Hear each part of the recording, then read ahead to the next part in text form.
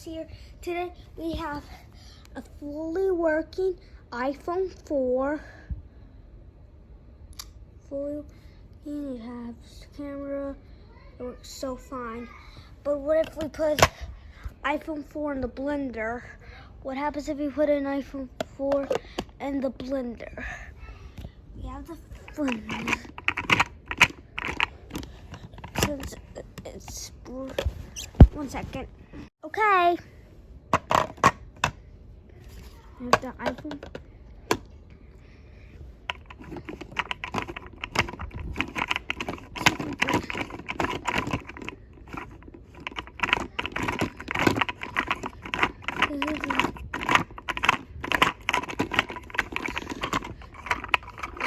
Yes. 1 second.